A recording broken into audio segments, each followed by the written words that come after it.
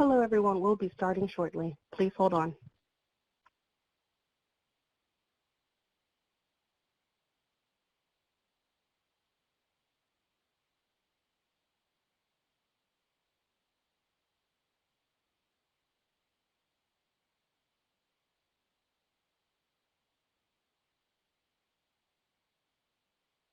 Good afternoon, everyone. Thanks so much for your patience. We were getting ready to get started and my phone wouldn't come off mute, so that was awkward. Thanks everyone so much for joining us today. My name is Meredith Alspaugh and I am joined here by Chris Pitcher, my colleague from ICF, and you are here for the Improving Your Training Curriculum and Delivery session. So we are very excited that you joined us today. We are looking forward to the next hour of talking about some tips and more information about training curriculum and delivery. So before we jump all the way in though, I do need to do a couple of housekeeping items. We are recording this session. It will last approximately 60 minutes. There will be a link to the recording and the presentation slides posted to the HUD Exchange in the very near future. During this session, everyone is in listen-only mode. However, please feel free to submit questions at any time using the Q&A box. I think it's over on the right-hand side of your screen there. We will be answering questions throughout the session. We might save some for different parts of the session if we know we're going to come back to it. But we'll do our best to get those answered. If you don't get your question answered, if you have a community-specific issue, don't forget you can always submit through the AAQ desk on the HUD Exchange. Also, if you're having any trouble hearing the audio through your computer, please use the chat box and our wonderful support team here will work with you on getting you the phone number and getting you connected into the session. Just want to start real quickly here with a quick overview of NHSDC. I believe you're probably all familiar with NHSDC, but just real quickly, the National Human Service Data Consortium is an organization focused on developing effective leadership for the best use of information to manage human services. Typically, the NHSDC group sponsors holds two conferences every year. As we all know in these different sort of challenging times, the spring April session that was planned for Minneapolis has been rescheduled to this. So we're really excited that you all could join us and we can try something new here and see how this virtual NHSDC conference goes. You will be, like I said, able to get the link and recording to this from the HUD Exchange. I also believe they will be posting it to their site at nhsdc.org. You're encouraged to go there, register for their emails. After these sessions, NHSDC is also sending out surveys, so they would really appreciate it if you went to their website, signed up for emails, and participated in any of their surveys. Okay, so kicking off what we're here to talk about today. So like I said, we're here for Improving Your Training Curriculum and Delivery session. Our goal here by the end of this session is that you'll have a general understanding of how HMIS training impacts overall HMIS implementation. We're going to talk a little bit about adult learning theory, so hopefully you can have some basic understanding of those concepts. Also, some different approaches to developing training materials, different approaches to delivering training through different modalities, including individualized in-person or remote training, in-person or remote group learning, and then also some self-directed resources. Just real quickly, sort of what I just walked through there, our agenda. Chris and I are going to talk a little bit more about ourselves, and then we'll dig into the meat of our presentation today. Just want to say too, again, please submit questions as you're going, and we will have plenty of time at the end of the session for Q&A as well. So just real quickly, I know there's a couple hundred of you in here today. Probably many of you have heard my voice or seen my face on the monthly sysadmin calls, but for those of you that haven't, just again, my name is Meredith Alspaugh, and I am a TA provider at the Partnership Center. We operate the HMIS Data Lab. We do a lot of our work with HMIS software providers, system administrators, programming. We operate Sage. So we do a lot on the data management sort of back-end side of things. So I'm not one of those TA folks that you often get to see that come to your communities and work with you directly, more back-end related, but I'm very excited to have a chance to be here with you all today. I want to turn it over to Chris Pitcher, who's going to introduce himself and then take it over from here. Thank you, Meredith, and welcome everyone. I see some old friends and some new friends here that have joined us today. I really appreciate it. My name is Chris Pitcher. I work for ICF. I am a HUD Technical Solutions Provider. I have been providing TA for 11 years now, and I am, unlike Meredith, not on the back end. I often come out to your communities and say hey. So we have a nice complement here. Meredith knows a lot of the stuff around the back end, and I come up and I get to see and talk to a lot of you about how you do your training, and that's what we're going to focus our energy on today. But before we get into the content, let's see who we got here. So I got a few polls up front to kind of set the tone. So the first question is, who are you? Who's in the room today? Do we have folks that are representing HMIS leadership from an HMIS lead, HMIS system admin? Do we have our COC folks? Are there folks from the team of care, whether it's a data committee chair or just someone, a COC board member who wants to see what's going on? How about HMIS users and other? I have no way for you to tell me what other is, but you can select that. Let's just give it a second here.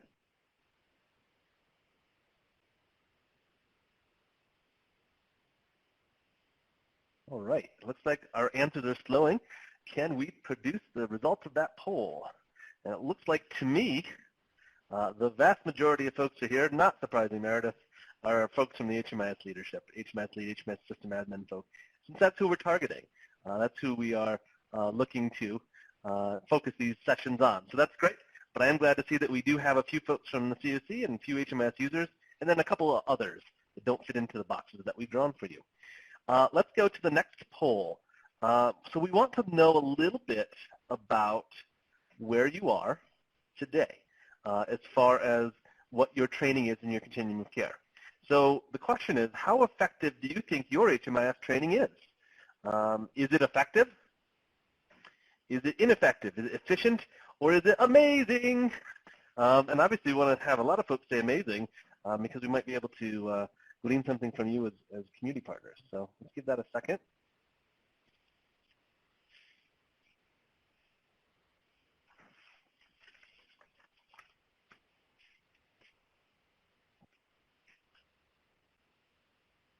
All right, looks like this has also slowed. Let's go ahead and publish these results. So how effective do you think your training is? Looks like 14% said completely ineffective. So this session ought to be pretty useful to you guys. We have 36% saying it's efficient, 45% saying it's effective, and only 3% saying it's amazing. So most everyone's here to learn a little bit about how we can improve our training delivery, our curriculums, maybe the modalities that we do our trainings via. Excellent. So let's do our last poll, and we want to hear a little bit about how you are conducting training right this moment. So how are the majority of your HMIS trainings being conducted now in your continuum of care? And this question is different than when we asked it for this session live, because many of you, probably due to stay-at-home orders or the pandemic, are doing remote training now. But that might not be what you typically do. So let's let the answers roll in.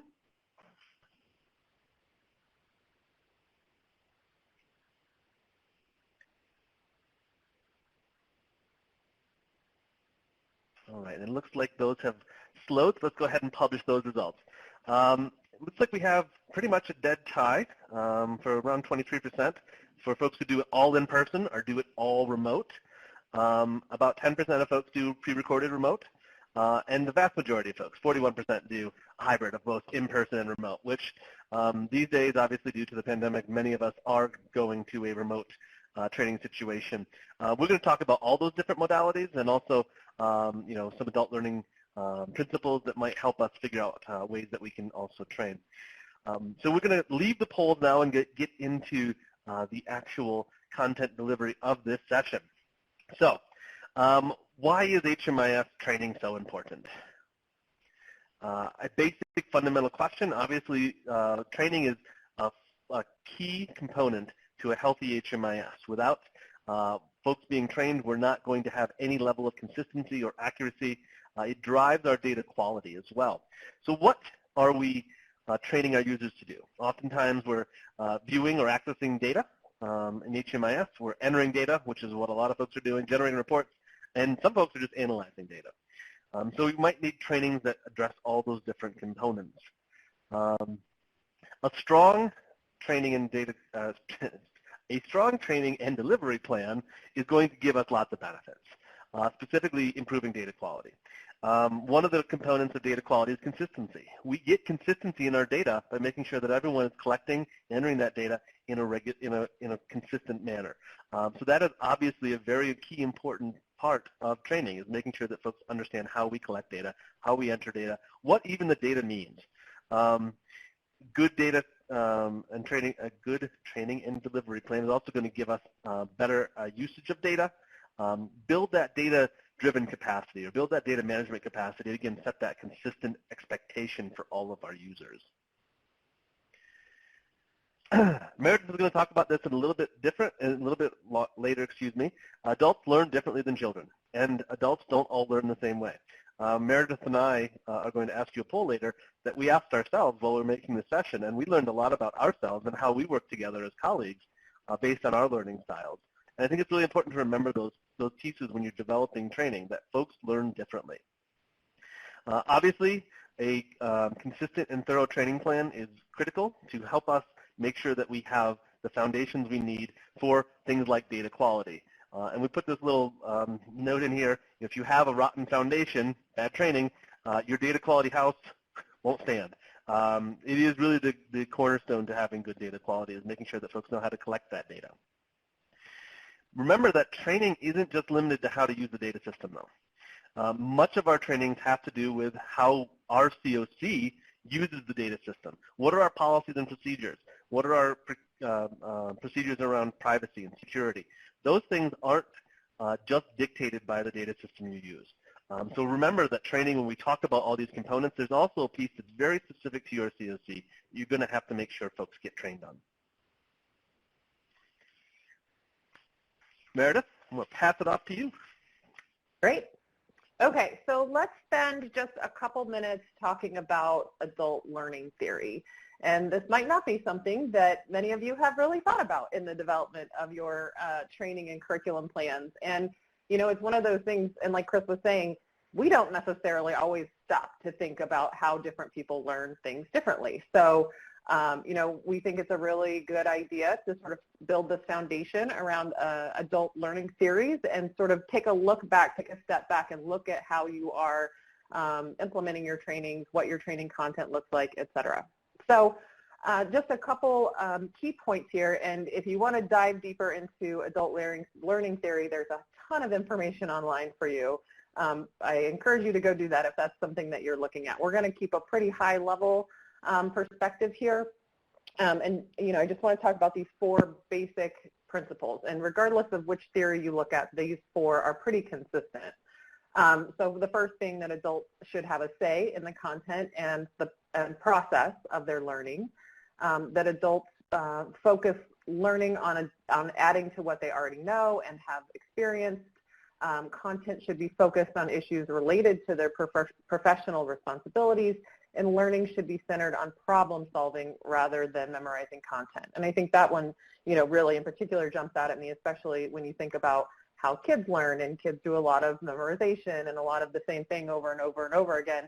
Adults aren't going to learn well that way. So if you're trying to get your users to memorize something, or you know, you just give them a list of things and say, here's your list of things, do this, that's not necessarily how adults are going to learn best. And that might you will find, contribute to ongoing issues with your users not potentially using the system correctly, not understanding what they're doing, and then ultimately having those negative impacts on data quality and other things like Chris was talking about. Also in the sort of adult learning theory world here, there are several assumptions that can be made about adult learners. They're self-directed, they have experience, they're ready to learn, problem-solving oriented, and internally motivated. So again, when you're thinking of content that you are developing for your training curriculum, these 5 concepts here should be also in your mind, right? Like, you know that the adults that you are training on using HMIS or on your policies, whatever it might be, they're ready to learn. They have the experience and they have the motivation to do these trainings. So again, it's not the same as giving a worksheet or giving a list of things to someone to memorize and learn. These different sort of qualities about adults should also be taken into consideration and taken into account when you're developing these materials. One of the popular theories, the VARC model, because we need more acronyms in our life, identifies 4 primary types of learners. So there's visual, auditory, reading, writing, and kinesthetic. Also could be called experiential or hands-on kind of learning. But that wouldn't fit nicely into our little, and I just lost the word. It wouldn't fit into VARC. So it's important to think about these different types of learners when you're developing your materials, right? Because you may have a booklet that you have written. It might be the best guidebook one could ever write. However, if a number of your adult learners are hands-on type of learners, or they're visual, or they need to hear, have these conversations, that's maybe not the best approach to take for them. So it's not that we're saying you must do all of these, every training you do has to have a visual, auditory, reading, and hands-on approach to it. But that's definitely something to keep in mind as you're sort of developing your suites of products or different types of trainings, that you are meeting the needs of the different types of learners that you might have. So I think that takes us to a poll question here. This was the one that Chris and I talked about together to figure out what types of learners we are. So I just want to put this one out there to learn more about what kind of learner you think you are. And Meredith, while we wait, I can talk about our experience. When we were setting this together, I said, for me, I'm very auditory, which is why you'll email me and I will call you back because I need to hear it. But you've had a very different feeling about yourself. Right. No, I'm a reading and writing, and even I keep a notebook here, right? This is my big Mead 5-star notebook that I learn when I write things down, and I can go back and read it again. So there's a bit of that sort of experiential and kinesthetic type of learning that I like to do, but really what I need to be able to do is write it down and then go back and read it again. Okay, so it looks like we are it's interesting, we're pretty split. You can publish that if you haven't already, Sharita, thank you. A significant number of visual learners, and then about 28% reading, writing, and hands-on. Very few auditory only. So you're a unique set. But I think that's an interesting point, right? Like, if you're doing your trainings with folks and you're doing, especially now in our new landscape of remote training, if you're just getting on conference calls and talking at people, good chance most people aren't getting it, right? Like, they're not auditory learners. They need to see it. They need to read it, write it, do it. And so I think keeping those principles in mind when you're developing those trainings are going to be what's critical to having a successful training plan. Chris, I think that's back to you now. It is, and thank you very much. My slides just popped on me there. So we're going to talk about developing the curriculum. What do your users need to know? Not every user needs to know everything. Many of us train by roles. but there are certainly things that when you're developing your curriculum you want to consider. So we're going to talk about those things mostly in the form of what different types of training might we offer. There's a few questions you might want to ask yourself as you get ready to develop your curriculum. Who establishes the training requirements? Is that something that the HMIS lead or maybe a certain staff person in the HMIS lead is in charge of? Does your COC or HMIS governance, does that tell you that you actually need to go to the data committee to change your training? There are many different ways to figure out who establishes it, but ultimately someone needs to do the work. How often are those policies and requirements reviewed and updated? HUD tells us that most all of our documents should be updated annually. Let's look at our policy procedures, look at our training plans. So how do you operationalize that? How does that work within your community? And how are your training resources accessed? Do you offer only training in a hard copy, just send people a training? Are you using remote technologies to do this? As many of us probably are at the moment, including Meredith and I at this exact moment. And maybe you're using a learning management system, LMS. That is something that we'll talk about more as we get into this developing training curriculum. And what we see folks doing more and more nationally is looking at things like a learning management system to be able to do some content and knowledge management. So let's talk about the basics. What do we need in our basic training? Well, certainly new users. New users, as new users come on, they need to know how to use the data system. That's very clear. Is that something that you do as the HMIS leader? Is that something you do as HMIS system admin? Or is that something that your vendor provides or a third party? So who's doing that training? How are you identifying new users? Is there a process within your continuum to get into the training queue?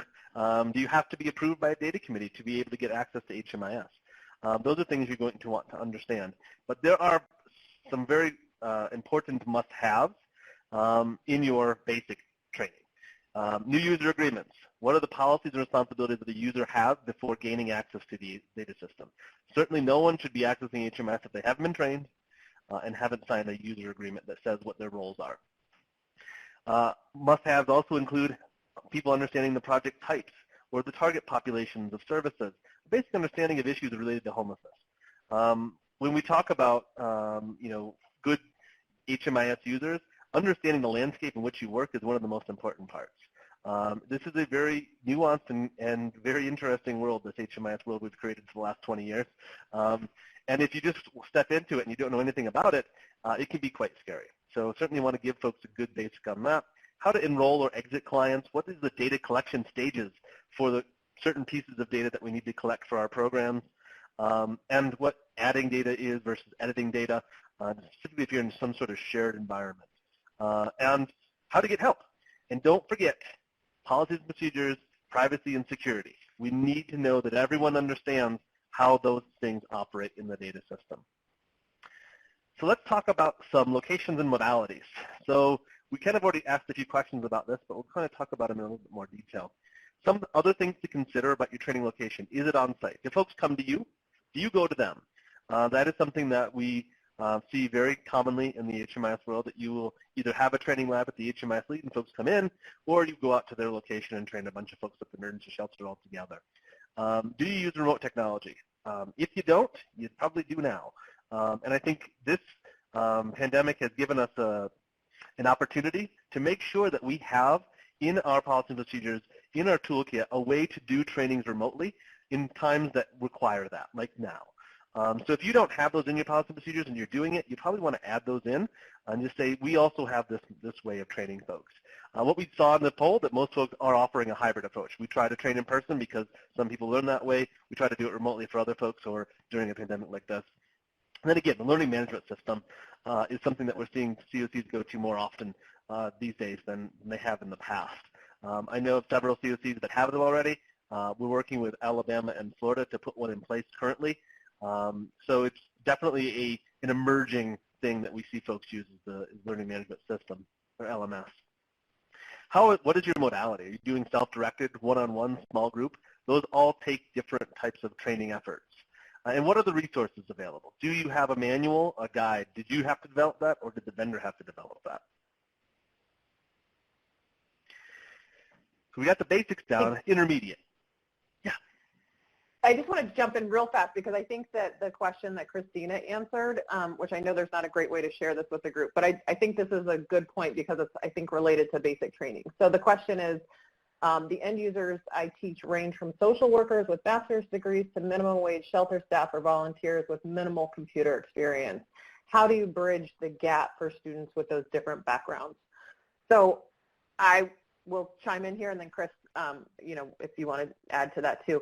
I think that goes back to those sort of principles, right, with the learning theory and connecting the content focused on issues that are related to their professional responsibilities, right? So I have a feeling that the volunteers or the some of the less experienced or, you know, whatever frontline staff might have versus the social workers that might be doing case management and you know, have a different reason for using HMIS, right? Like they have their different reasons for why they're using it. They're collecting different data for different purposes. And so I think that connecting their training to their specific roles or their specific job responsibilities is maybe a way to tailor that information to them in a way that it will be meaningful to them, right? Like if you just have a generic, everyone enters start and exit dates, everyone enters housing move-in dates, like that doesn't necessarily resonate with them. Whereas, you know, the person at the shelter, helping them understand that length of stay is an important part of our, you know, measuring outcomes for performance in our shelters. So it's really important that we get the start date in on time, we get the exit date in on time, we get this done so that they can sort of tie that maybe a little bit more closely with the work that they do, as opposed to just saying, yeah, you just do it because HUD says to, you know. So that would be one suggestion there. I think also then having those different modalities available for people to go back and reference if, you know, let's say you do a one-on-one training where it's mostly you talking to the group, maybe having one-pagers or tip sheets or something that you can direct them back to because, you know, again, using those assumptions that they're internally motivated, they have experience, they want to learn, they may just want to go back to it after the training session is over. So having those resources that they can take that on themselves might be really helpful. Chris, do you want to add anything to that? No, I think that was well answered, Meredith. I think, you know, my general guidance as I have been a trainer in my past life as well is meet people where they're at.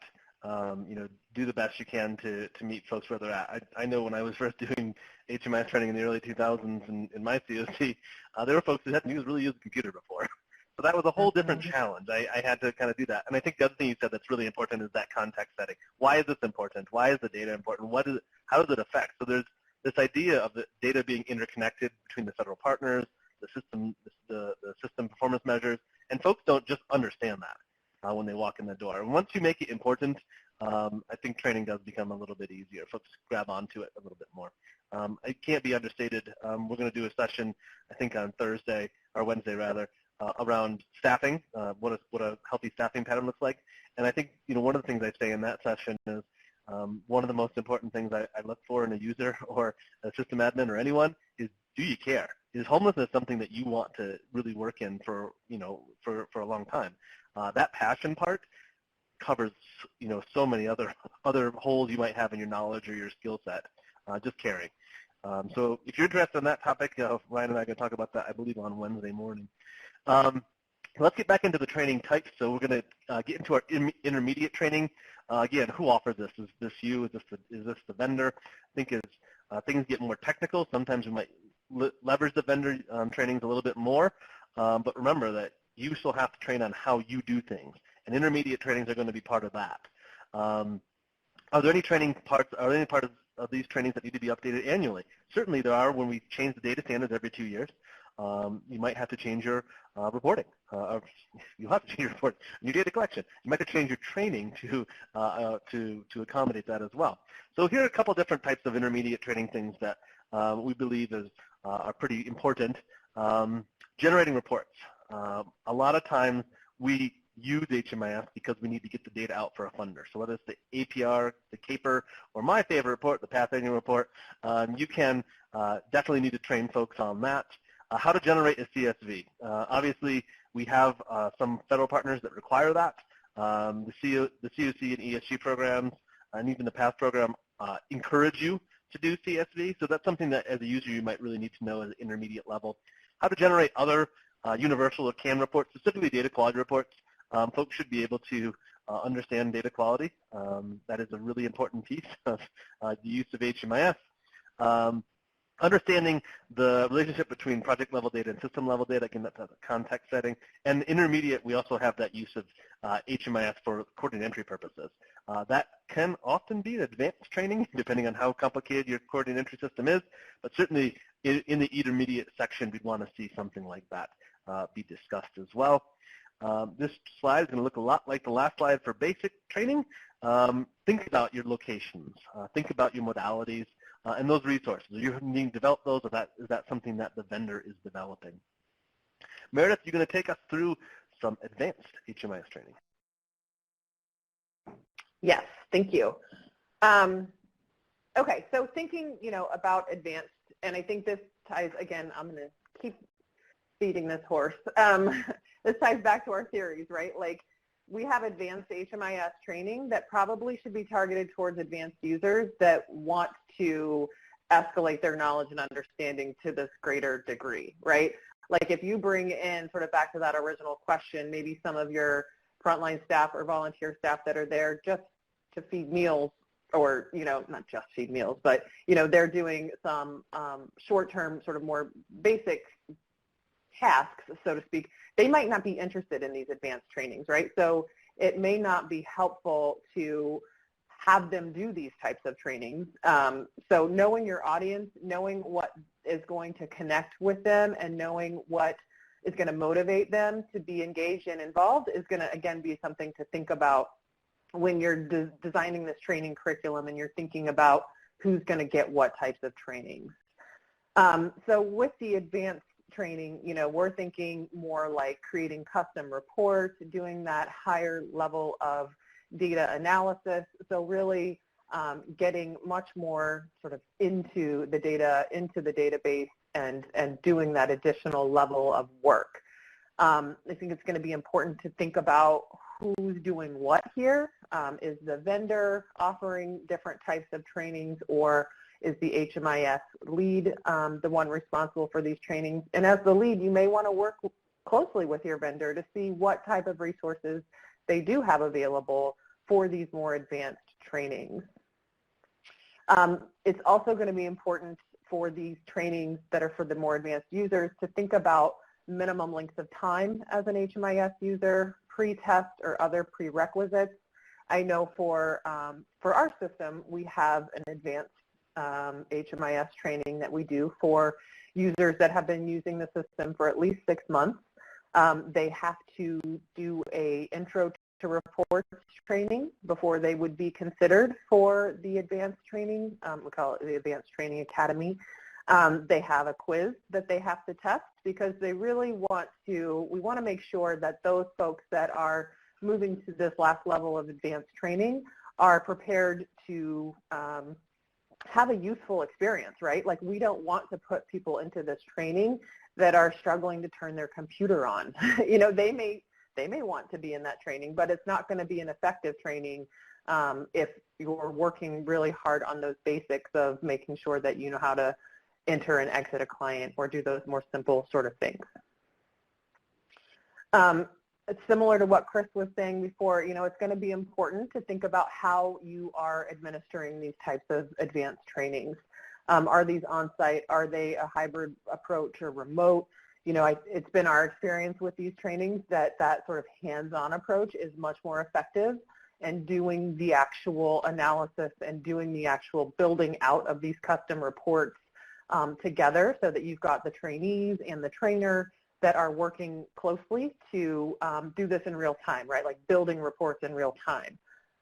That's the other sort of consideration to think about with these advanced trainings. You're going to need more time, right? We're not talking about an hour-long WebEx training or something. We're talking probably more like a half day or longer, really trying to get in there and do that hands-on learning and within the small group or one-on-one.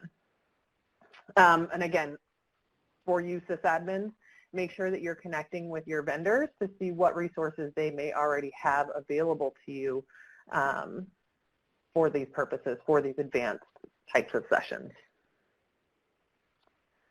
I think the last one here we want to make sure we talk about too is these existing user training. So like ongoing user training.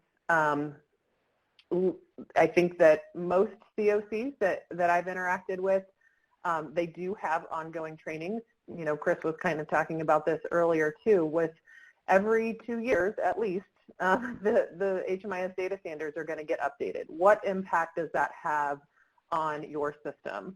We've actually seen a few times where there wasn't a good training plan in place when the data standards change, and we see those AAQs come in, and we see, you know, oh my gosh, what do I do? Where do I put this data? It's not there anymore. That field is gone. This is gone, and I don't know what to do. And so having that plan in advance for that ongoing type of training is going to be really helpful to your users in keeping sort of their baseline knowledge the same, right? Like you don't want to get a good system in place, everyone's cruising along for about 1.5 years, and then the data standards change and no one can do their data right. So it's going to be really important to have that planned out. Similarly, vendors I know are releasing new features very frequently. So, you know, or there's a time like this where there's unfortunately a pandemic, and I know that the vendors are putting screening tools out into systems, they're putting new fields out into systems. There's, you know, a variety of different things that are changing right now in the environment that we live in, and making sure that you've got a clear plan on how you're training all of your users on those points is going to be really critical to your success. Because if you just launch new fields and you just launch new assessments and new forms and people don't know what they are, they're not going to get filled out correctly. And so you may have to modify the way that you're doing your training in sort of these ever-changing times. You might not have the ability to do your small group, bringing people together, probably not in person. So how can you sort of reach into your toolbox and look at one-pagers or tip sheets that you maybe send out, but then follow up with a phone call or follow up with a webinar so that you can actually have that interaction with folks. Or this is where an LMS would be really helpful too, so you had that sort of resource library of different places or different documents and guides and tools for folks to use. I think I talked through these. Sorry, I went a little bit out of order there. Okay, let's pause for a second. I think there might be a question we want to talk about before we move into actually implementation. Chris, is there something you wanted to? Yeah. Yep. There were 2 questions that came in that I think are good to ask at this moment. And Laura wrote in and said she's not sure if other folks are having this problem. Struggle to get users to understand the nuances of the software they use. Our HMIS softwares have become quite complex, as you know. I can train and retrain on how to complete a workflow, but it gets messed up because of the system requirements. This has made it difficult by the fact that users don't access the system every day, and they don't get into that daily practice. So is there any guidance you would give to Laura in that situation? That's a good question. I think that if there's something unique to your software, I think talking with your software provider and then seeing what resources they might have available to you could potentially be one option. They may have, you know, standard sort of canned guidance, or they, you know, it may be in your agreement with them that they provide that for you. So I would talk to your vendor about that. I think too, and I meant to say this earlier, I think there was another question about like modality and how do I know which one to use, and it's not practical to do you know, different trainings for every single person. Maybe you can do a survey of your community, and maybe you can have a focus group or use your HMIS. Most places have like a work group. Figure out what's going to work well in your community. You know, if you're a large balance of state, absolutely you're not going to be able to do like one-on-one face-to-face trainings all the time, even under the best of circumstances. So, you know, I think that looking at a subcommittee or some sort of task force that's looking at what kind of training works for your community and surveying them and you know, we're not saying like throw out all your training materials and start over, but maybe there's some improvements that can be made based on feedback that you get from your community. I would also love if other people had feedback, if you, to Laura's question here specifically, I know we don't have the best way of exchanging and making this interactive right now. But if you have suggestions, you can put those in the Q&A and we can send a response out to everyone so that you can see those responses too. Yeah, I am going to make a statement and I'll ask you one more question. So Christina also wrote in and said that she offers a step-by-step walkthrough of a typical entry in a PDF with screenshots that she gives to new users with their credentials. That allows them to remind themselves of the workflow. So that may help you, Laura, that may not. The last question I'd like to ask you at the moment is from Aaron, and writes in and says, is there any guidance on having annual recertification trainings, like trainings to maintain access to HMIS? They've been thinking about that, but not sure what would be useful to include. So any thoughts on that, Meredith?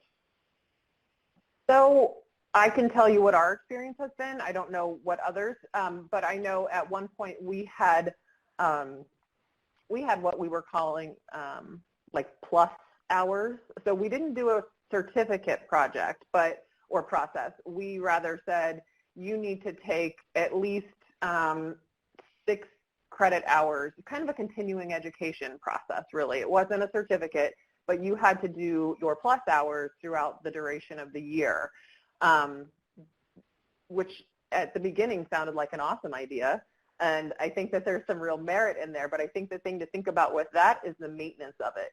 Because if you're going to make the requirement that your users have all of these hours of training or they get a certificate, which are all great ideas, you have to look at what your capacity is to make sure that happens also. Because we found for our hundreds of users, it was a real challenge to offer enough trainings that were meaningful that let people get their hours. So I would just caution you to think that process through, and I think then that's where you're going to think about your modalities, right? Like if you have a pre-recorded, which it didn't look like most people did, if you had a pre-recorded session, then maybe that's one way that they could check those boxes and say that they did those pre-recorded sessions, and that wouldn't take a ton of your staff capacity to get that done. But if you're going to make them do face-to-face or small group, think about the capacity impact for you and your staff. Yeah, and I'll just say this, Pat wrote in also with a good point, that using your data quality information to target those users that are causing you poor data quality or clearly not entering data correctly is a good way to do annual refresher as well. So thank you for that tip, Pat. I'm going to move us forward to the curriculum implementation. So we need to develop the curriculum, but then we need to do something with it. And this is kind of some of our thoughts on what you can do with it. This is going to get into a little bit deeper, some of the things that Meredith and I have already kind of touched upon. So again, developing the curriculum, just the first step. You need to actually do the training. Rubber hits the road here. Implementation of consistent and thorough training leads to HMI success. You get better data quality. You get better users. All sorts of good stuff happens. And we have different ways that these happen nationally. We have HMIS leads doing training. We have the train-the-trainer model. You train someone at an agency level, maybe as an agency administrator or something like that, and they actually train the folks below them. The vendor, a lot of vendors are offering training, as they should. They are the ones, after all, that have the software that you're using. And we have seen some third-party trainers that just do HMIS training nationally.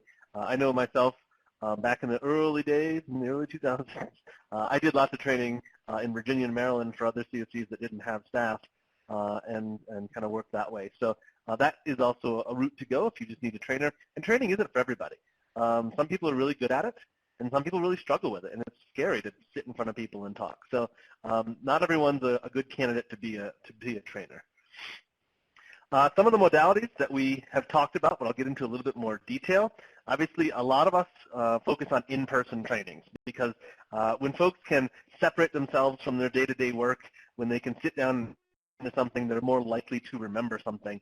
Obviously, this is not the case for all adult learners, as we talked about. There's lots of different types of adult learners.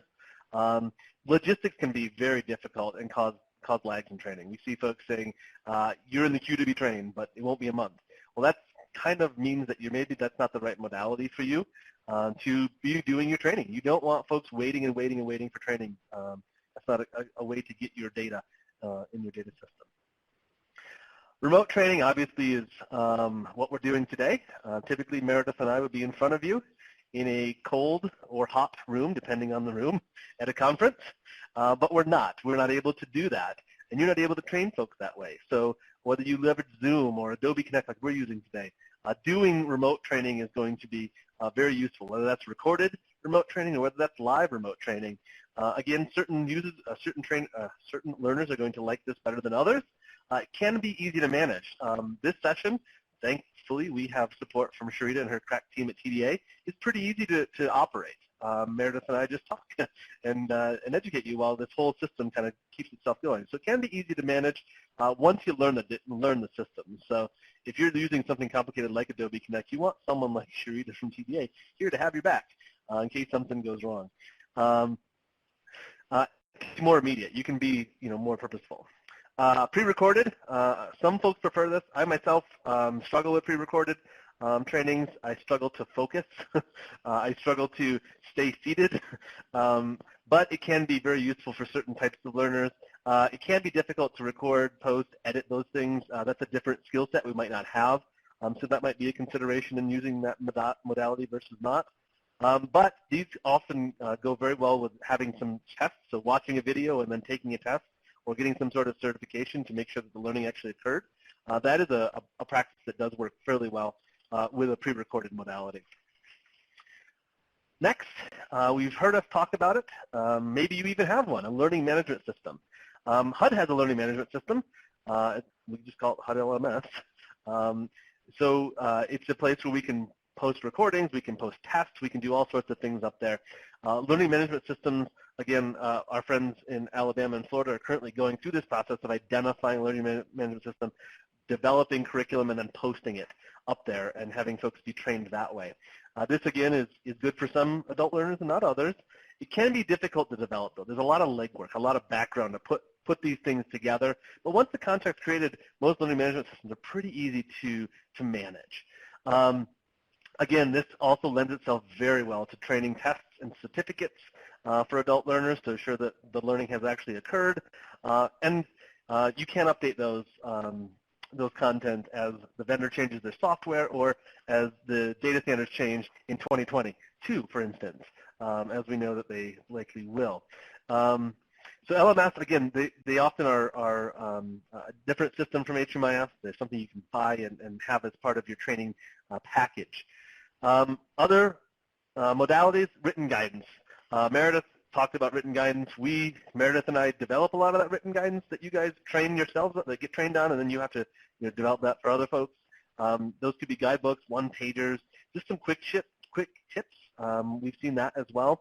And then, find a place where you can answer commonly asked questions or provide resources to your folks. So written guidance might be things that the vendor produces, or might be things that you produce based on maybe your local policy procedures, that kind of thing. And that's really our in-depth on modalities. And Meredith, I believe that brings us to the end of our actual content, and we have, I believe, 12 minutes left. Yeah, and we've got some pretty great questions that they're not really questions, but suggestions from our participants here that is making me really wish we had the ability for them to chat or talk or something, but that's okay. We'll improvise here and we'll get through. So I just want to read a couple of these. I did send them back out, but I just wanted to comment on them a little bit. There were some specific tools that were referred to, which is really nice. So someone suggested Screen to GIF, or SCIF, if you will, as a useful tool for workflows. So thank you for sharing that, Donna. Also, the folks in Alaska have utilized Captivate to record the Alaska HMIS intro training and the privacy and security training, which I think is a really great point. Like, you're not using it for everything. You're using it for some of those sort of like standard trainings that everyone's going to have to do that are really policy-based. So they have those recorded. They use it. They rigged it so that the users have to do a quiz and submit it via Google Forms.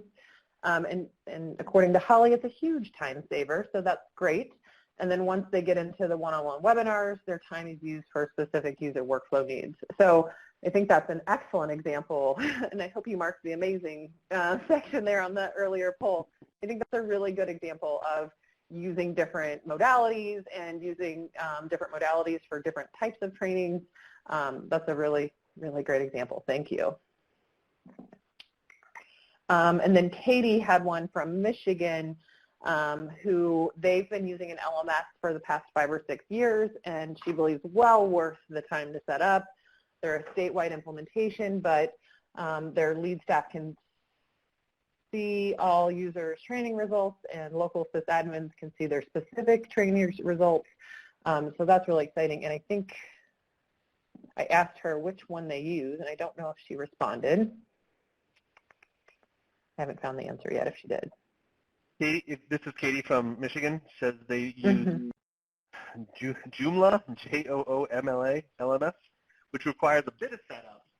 But as she mentioned before, the setup is well worth it. So all that work up front is well worth it in the end. So Joomla, Joomla LMS. Yeah.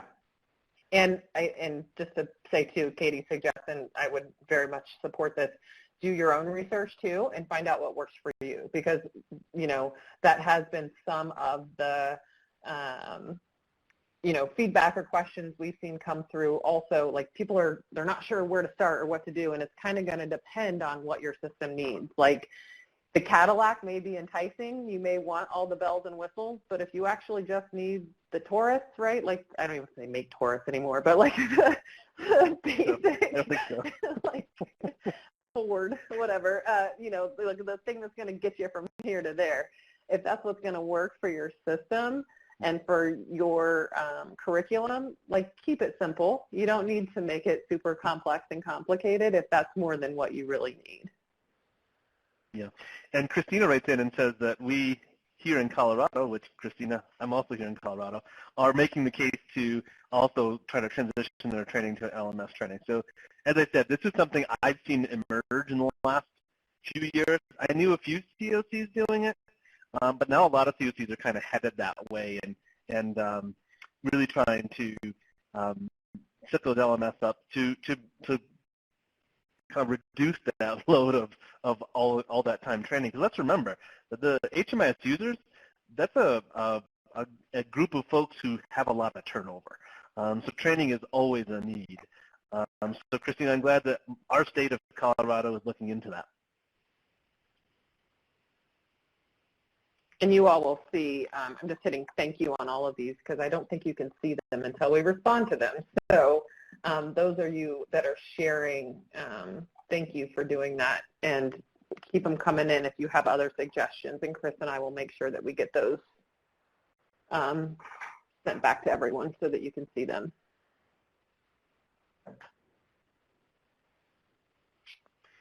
It looks like there's a comment from Andrea Curry that Andrea Carey, excuse me, from North Carolina that I'll just read as well.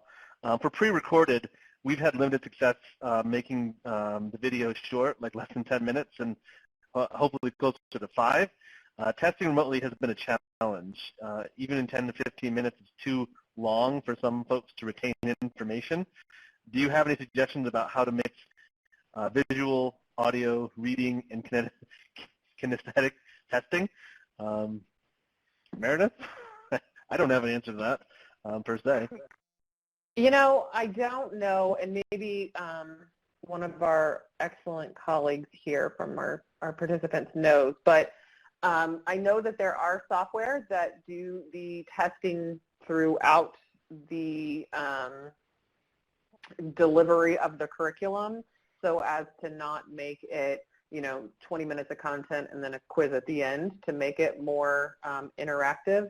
I do not know the specific name of any software that do that, but I think that some folks are coming in already with suggestions. We'll send those back out to you all, but that might be an option also.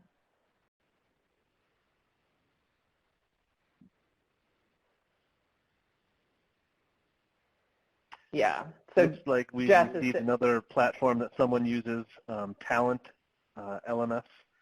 Anthony Hogg, thank you for sending that in.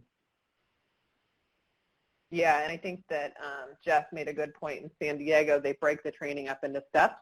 So sort of, that's kind of, I think, what I was getting at. they break it into steps and then give them a guide for the data entry practice in addition to the quizzes. So I think making it into those chunks that are relatable and accessible is going to be something that makes sense for most folks. And Kate writes in and asks if we have any thoughts on stepping up test clients on training sites and testing users by requiring trainers to go through the process, and then the trainer reviews if the data was entered correctly. Certainly, I think that's a good hands-on technique. When I used to do training, again, 20 years ago, which makes me sound old, we would often either have them do test clients, or we would train them in the system and then have them bring real client records that they needed to put in and have them go into the live site and actually do it hands-on with me there helping them. So that's certainly a good tool. How you use it is kind of up to you, but it's definitely a good tool to have in your pocket. So my only thoughts on that, based on, we have a user support team currently that goes out and does training, and some of the feedback we've heard, and we've modified our training just a little bit, is that some folks felt like they were being set up a little bit, like trying to do a little gotcha on that. And so I think just being mindful and, attentive to the fact that they are trying to do a good job. And so I think when you set up a scenario that in real life, I mean, I can't say it's never going to happen because we see all sorts of things happen that we don't expect, but you want to give people realistic and meaningful scenarios and test scenarios when you're asking them to do those kinds of setups so that you're not setting people up to fail also. But I think that actually walking through and having that hands-on experience of enrolling a client, updating a record, editing a record, exiting a record, that has proven to be very helpful in most circumstances I've heard of. Yep.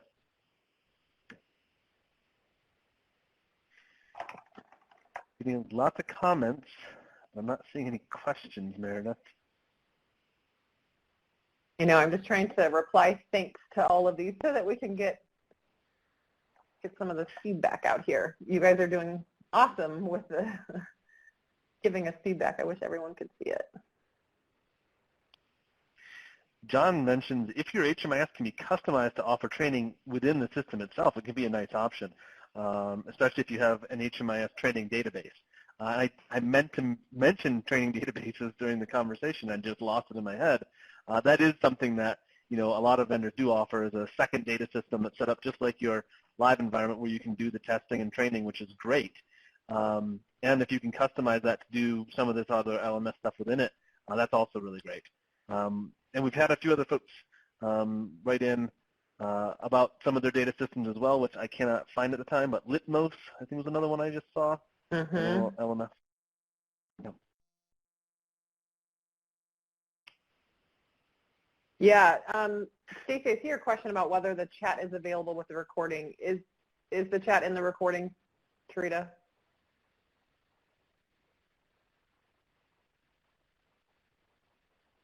Maybe? Yes, that's correct. Yes. Okay, good. Yeah. So yes, we'll make sure that you get the Q&A log here too. And Christina wrote in and asked us, out of curiosity, do we like Adobe Connect? Is there an option for chat under different settings? Yes, there is a chat option. We removed it to make it the Q&A option so that we could actually formally respond to questions and not lose them in chat. Because once you get the chat going, we lose questions as your presenters. But I can say for myself, I've used a lot of platforms over the years. But as long as you have a really good technical staff, like again, we are blessed to have Sharita and the TDA staff doing all the background. If you can have that, it's a very great, in my opinion, a very great platform to do all sorts of stuff on. We do the community of practice, HMIS implementation community of practice. We do through Adobe Connect and a lot of other things. I think it's a really good tool, but you do need that technical. You can't be the technical person and the presenter. There's just too much to manage. So that's the last I was going to say on that. Meredith, anything else you want to highlight before we wrap up?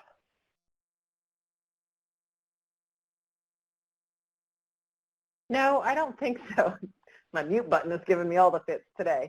I don't think so. I just would also like to say thank you to everyone and thank you for being as engaging as you can in the chat. Or in the Q&A. This is super helpful. And we will make sure that you get this information back out. This is some really helpful stuff, and